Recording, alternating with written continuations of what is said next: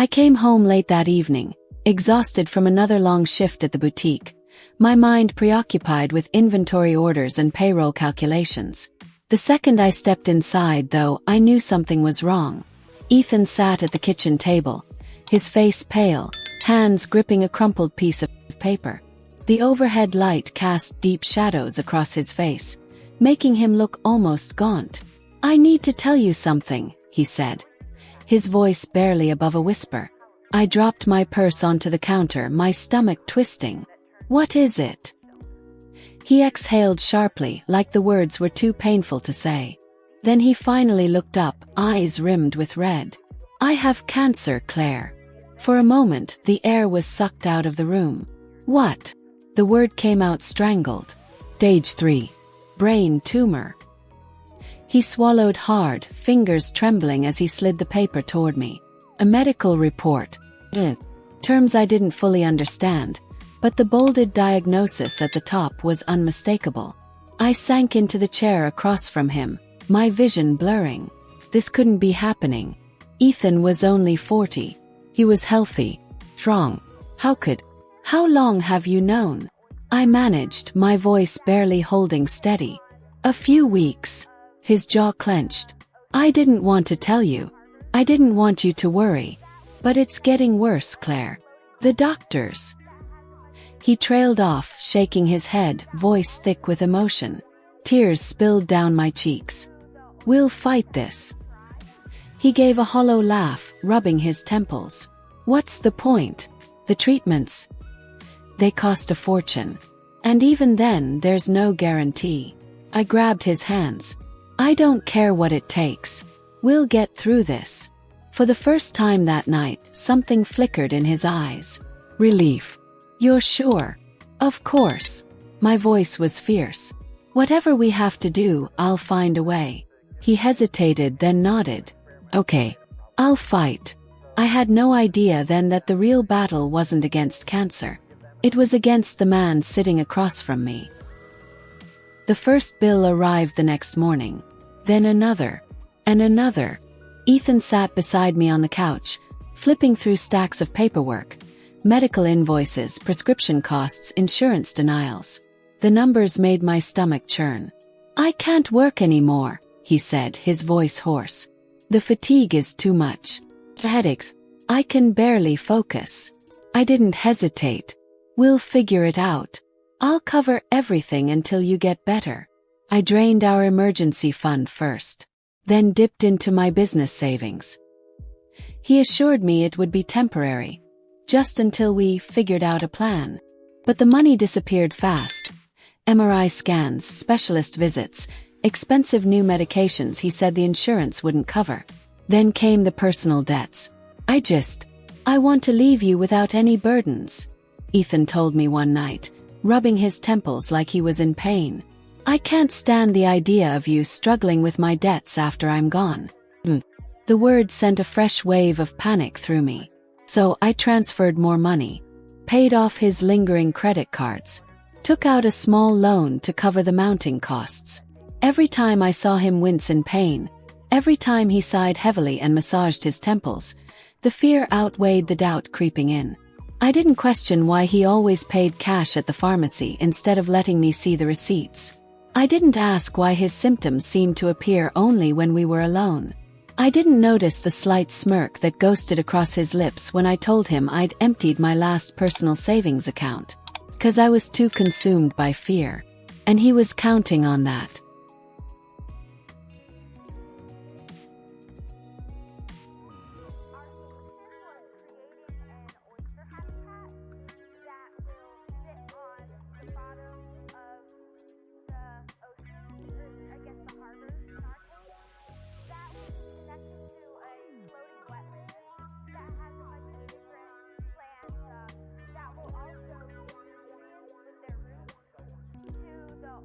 First, I chalked it up to stress. The weight of the diagnosis, the fear of losing Ethan. It had clouded my ability to see things clearly. But slowly, cracks started forming in the carefully constructed reality he had built around me. It started with his appointments. Every time I offered to go with him to see his oncologist, Ethan refused. "I don't want you to have to see me like that," he'd say, his voice heavy with fabricated shame. "Let me keep some dignity, Claire." I wanted to respect his wishes, but something gnawed at me. Then there was the pain. It came in waves, intense, debilitating headaches that left him groaning, rubbing his temples, but only when it was convenient. At family gatherings, he was fine. When he met up with friends, not a single wince. But when bills were due, when I started asking questions, when I hesitated before wiring more money, he was suddenly too weak to move. I still ignored the warning signs. Love makes fools of us all. Then came the phone call. "Mrs. Harrison, we're following up on the outstanding balance for Mr. Harrison's last appointment," a woman's voice said when I picked up one afternoon. I frowned. "I don't understand. I sent a payment for that bill last week." There was a pause. "I'm sorry, ma'am, but we have no record of any payment received." My heart stuttered in my chest. I had wired thousands. Where did it go? That night I mentioned it to Ethan. His reaction was immediate. "Damn insurance companies," he snapped, pacing the kitchen. "They probably lost the payment or denied coverage at the last second." "But I'll handle it," he cut me off, his face twisted in frustration. "Can't I just deal with one thing without you hovering over me?" I flinched. The next inconsistency found me rather than the other way around. I was doing laundry when I found the crumpled receipt in the pocket of Ethan's jeans. My stomach twisted as I smoothed it out. Luxury watch. Nearly $5,000. Purchased 3 days after I had wired $10,000 for what he called a life-saving treatment. I sat down, my hands cold. There had to be an explanation. When Ethan got home that evening, I held up the receipt. "What's this?" His eyes flickered, a split-second hesitation, but I caught it this time. Then he sighed, rubbing his temples, playing the part of the weary, dying man. "Claire, I just wanted to feel normal one last time." He looked at me, eyes glassy. For a moment, I needed to forget I was sick. I needed to feel like I wasn't dying. My heart clenched. Guilt bloomed in my chest, thick and suffocating. What kind of wife was I to question him? He wrapped his arms around me, his breath warm against my skin. "I should have told you. I just didn't want to add to your stress." I nodded against his chest, swallowing the doubt. Because love makes fools of us all. But deep inside something shifted. Something felt wrong.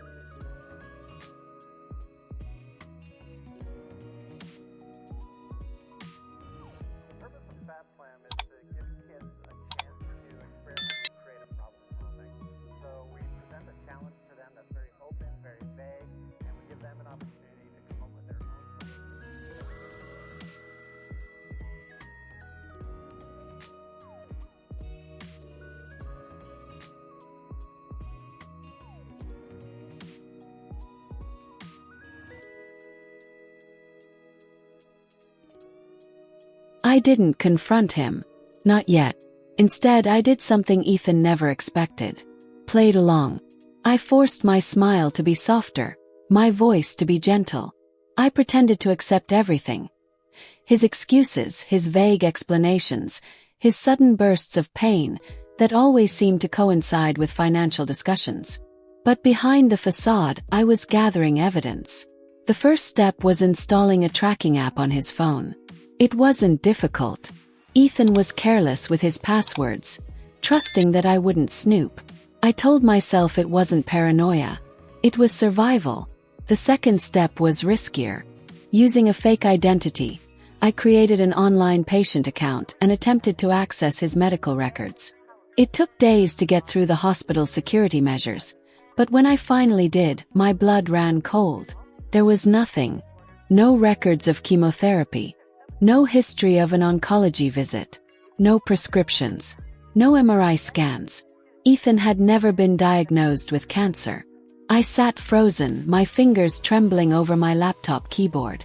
My stomach churned, my breath came in short, uneven gasps. How far did the lies go? I clicked through his phone's location history next. Every hospital visit was a lie. 3 weeks ago, when he was supposedly undergoing a brutal round of chemo. He had been at the Grand Royal Casino. The same day I wired him $10,000 for treatment. I pressed a hand to my mouth, bile rising in my throat. My husband wasn't dying. He was robbing me blind. And he had no idea that I knew.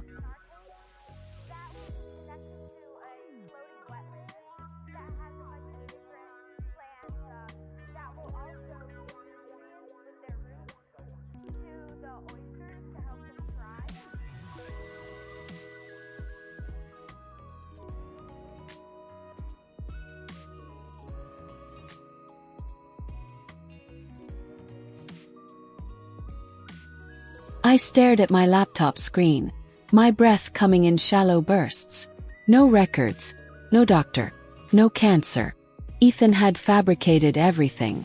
I needed proof, real, undeniable evidence. Something solid enough to ruin him. I dug deeper. Every supposed doctor's note he had given me. His so-called oncologist didn't even exist. The address listed on his referral forms led to an empty office space, one I later found out had been vacant for over a year. Felt numb. But I wasn't done. I pulled up his phone's location data again, meticulously tracking every hospital visit over the past 2 months. Instead of hospitals, the locations told a different story. Casinos, luxury stores, and restaurants. Instead of chemo, he was buying designer watches and blowing my money at poker tables. Instead of fighting for his life, he was living his best one. The final confirmation came when I checked his email. Ethan always thought he was smarter than me, but he had never been particularly tech-savvy. His inbox was a goldmine of flight confirmations, credit card statements, and even a half-written email to his buddy, bragging about his easy cash flow. Can you believe she still hasn't figured it out? Women are so damn gullible. I gripped the edge of my desk, my nails digging into the wood. I wanted to scream. I wanted to throw something, to smash the laptop into 1,000 pieces. But I didn't. Instead, I took a deep breath and did something far more dangerous.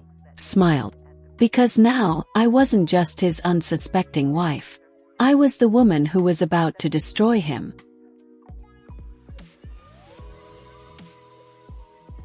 I didn't confront him. Not yet. Instead, I leaned into the role of the devoted, naive wife. The one who would do anything to ease her husband's suffering. The one who couldn't see past the illusion he had carefully crafted. Every day I smiled a little wider. I asked how he was feeling, offered to take care of things, and assured him that I would handle the financial burdens. I kept up the charade of someone who believed in every word he said, in every tear he shed. But secretly I was collecting evidence. I documented every dollar, every excuse, every fabricated hospital bill that came my way. I logged every suspicious transaction, every lie that slipped through the cracks. It was all part of the plan. The plan wasn't just to expose him. It was to set up the perfect fall. Every time he asked for money, I didn't hesitate. Another hospital bill.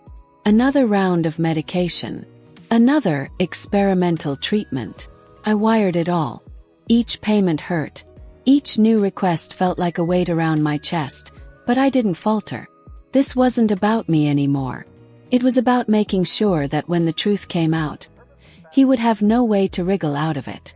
I didn't just collect the lies. I was getting ready to collect the truth.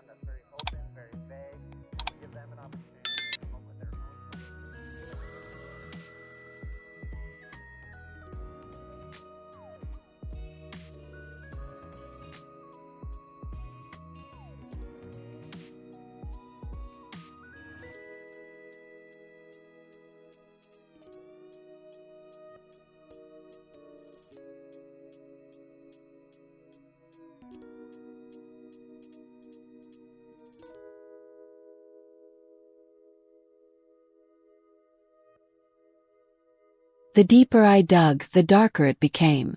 Maggie had been a godsend, helping me with the investigation from the shadows. She was the one who suggested we start looking into his financial records, especially after I found the hidden receipts for his gambling trips.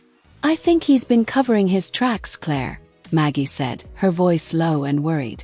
You need to check everything, even the stuff he thinks you'll never find. That's when I started pushing harder, using every connection I had, using the skills I'd learned running my own boutique.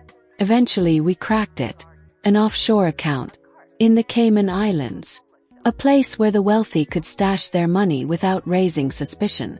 And there it was. My money, sitting in a secret account, untouched by the outside world, waiting for him to funnel it all into his pockets. Froze. For a moment I couldn't breathe. He had taken every penny, everything I had worked for, everything I had sacrificed. But then I smiled. I smiled because, even though he thought he was playing me, I was playing him. I didn't immediately confront him. No, that wouldn't have been smart. Instead, I started moving my money back into my control. Slowly, methodically, I drained the account.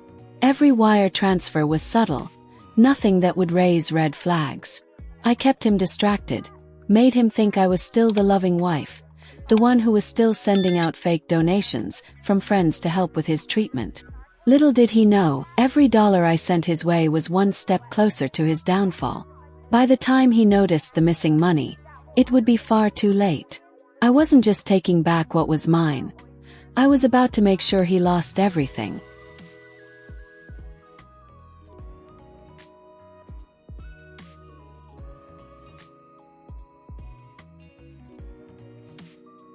The night Ethan's world collapsed, he had no idea he was walking straight into his own trap. He strolled through the front door like a man with nothing to hide, dropping his keys onto the counter and stretching like he'd had a long, exhausting day. His performance was effortless, almost impressive. I was waiting for him at the dining table, my laptop open, a glass of wine in my hand. "Hey, babe," he greeted casually. "You're up late." I took a slow sip of my wine, my pulse steady. Yeah, I couldn't sleep. Figured I'd do some bookkeeping. His eyes flickered to the laptop screen. Even from across the room, I saw his shoulders tense. I tilted the screen toward him, making sure he had a perfect view of what I'd found. Bank statements, credit card charges, flight confirmations. I tapped the screen, feigning curiosity. "Tell me, Ethan, did chemo make you strong enough to book a 5-star resort in the Bahamas?" The color drained from his face. "What?" His voice was hoarse, his body suddenly stiff. I leaned forward, keeping my voice light, almost amused. "I mean, I just assumed, considering you spent $6,000 on a beachside villa 3 days after your treatment." His jaw tightened. His eyes darted between me and the laptop. He was calculating, trying to find an escape route. "Claire, I don't know what you're talking about," he stammered. I clicked to the next page. "And this?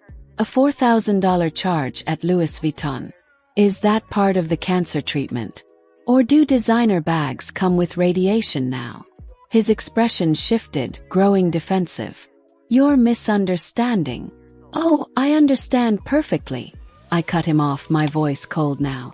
"I understand that while I was draining my life savings, you were out blowing my money like a goddamn lottery winner. I understand that every appointment, every treatment, every symptom was a lie." Ethan had no idea what was coming next. I could have gone straight to the police that night.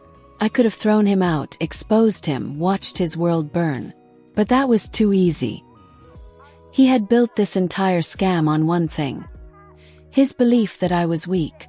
That I was desperate enough to believe his lies. That I wouldn't question him. That I would keep giving, keep bleeding, until there was nothing left of me. So, I gave him exactly what he expected. He sniffled, let my shoulders sag, made my voice small. I don't know what to do, Ethan. I've already emptied my savings." His eyes flickered with something almost like relief, like he thought he'd won. I took a shaky breath. "But maybe there's a way." He leaned in, hooked like the greedy bastard he was. "The boutique," I whispered, biting my lip like the thought pained me. "I could sell it. That would give us enough for the new treatment, right? The one overseas." His eyes lit up. He tried to hide it, but I knew him too well. He saw the payday. Claire, you don't have to do that.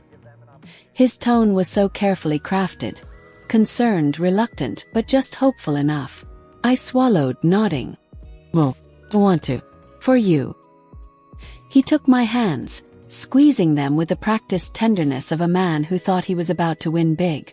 You're amazing, he murmured. I don't deserve you. No, Ethan. Don't. The next morning I started setting up the sale. At least that's what he thought. In reality, I was orchestrating the final act of his downfall. Ethan always loved an audience, so I gave him one. I planned the farewell gathering with the perfect amount of sentimentality. A going-away party before our final treatment trip. I sent invitations to everyone who mattered. His family, our friends, even his colleagues who had sent their sympathies and financial contributions over the past few months. Ethan had no idea what was waiting for him. That evening he played his part perfectly. Standing in the center of the room, he put on his best brave smile, shaking hands and thanking people for their support during this difficult time. He even dabbed at the corner of his eye when his mother hugged him tightly, whispering how proud she was of his strength. It was almost disgusting how effortlessly the lies rolled off his tongue. Then it was time. I stood at the front of the room, my voice warm and full of practiced emotion. Before we leave, I wanted to share something with you all, a glimpse into Ethan's journey. I grabbed the remote and pressed play. The TV screen lit up with bank statements, screenshots of hidden offshore accounts, emails between Ethan and his mistress, a woman named Tiffany, whom he had been lavishing with my money. The room fell deathly silent. Then I clicked to the next slide. Fake doctor's notes, false prescriptions. His location history proving he had never set foot inside an oncologist's office. Gasp. A choked cry from his mother. Someone muttered, "Oh my God." Ethan's face drained of color. Claire, turn that off. I didn't.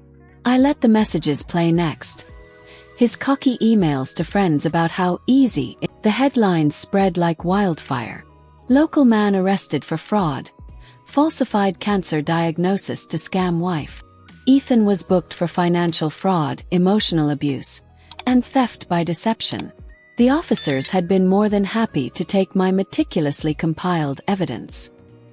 His mistress Tiffany, who had thought she was dating a dying millionaire, dumped him the moment she saw the news. She even went on social media to publicly trash him, claiming she had been manipulated too. I let her spin her own version of the truth. It didn't matter. His family was horrified. His mother refused to visit him in jail, calling me in tears, begging for an explanation she would never get. His father disowned him entirely. His friends, they vanished overnight. No one wanted to be associated with the con artist who scammed his own wife. And yet I wasn't done. While Ethan rotted in a holding cell, I filed a civil lawsuit, suing him for every stolen penny plus damages. My lawyer made sure he'd be financially destroyed even after serving time. The offshore accounts, frozen. The luxury purchases, seized. Ethan had burned his entire world to the ground, thinking he would walk away rich and victorious. Instead, he would walk away penniless, humiliated, and utterly alone. And I walked away free.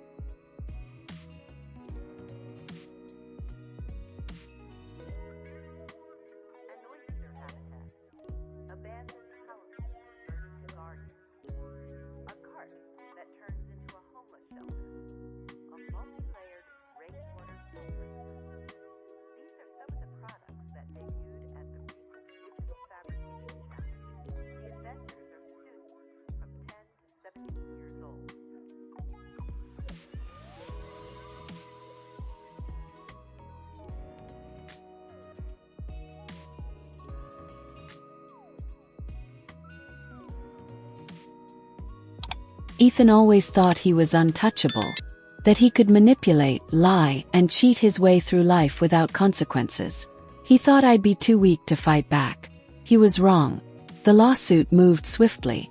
My lawyer had ensured every financial detail was airtight, every stolen penny accounted for, every fraudulent transaction meticulously documented. Ethan sat in the courtroom, looking thinner, his once expensive suit wrinkled and ill-fitting. His arrogance had faded, replaced by the look of a man who finally understood he had lost. The judge's ruling was merciless. "Mr. Harrison, the court finds you guilty of fraud, financial theft, and deceptive emotional abuse. You are hereby ordered to repay the full sum stolen from Mrs. Harrison, including an additional $50,000 in damages." I sat motionless, listening as the gavel struck. Ethan clenched his fists, his face pale. I don't have the money," he stammered, his voice barely above a whisper. The judge barely blinked.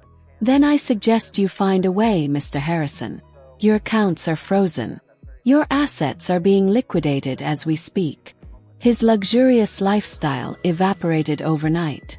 His secret offshore account seized. The Rolex watches, the designer suits, the high-end gadgets, sold to repay the debt. And then, for the final blow, I filed for divorce. There wasn't much left for me to take, but I took it anyway. The little money that remained, the car in his name, the few pieces of property that hadn't. 6 months later, I was stronger than ever.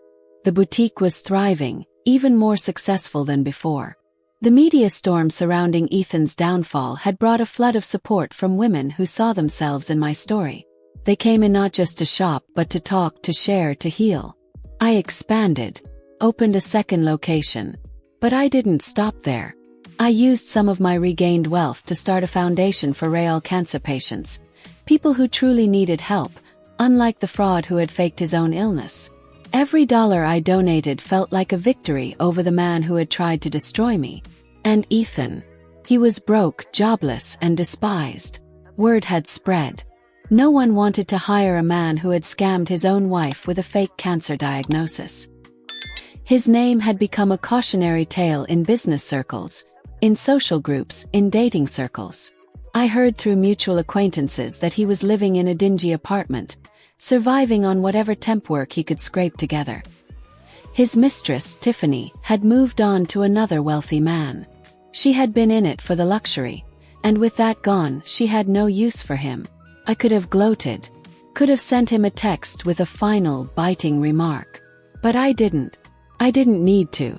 My success was the only revenge I needed. Because while Ethan sat in his miserable, crumbling world, I was out building a new one. One where I thrived, one where I turned my pain into power. And I never looked back.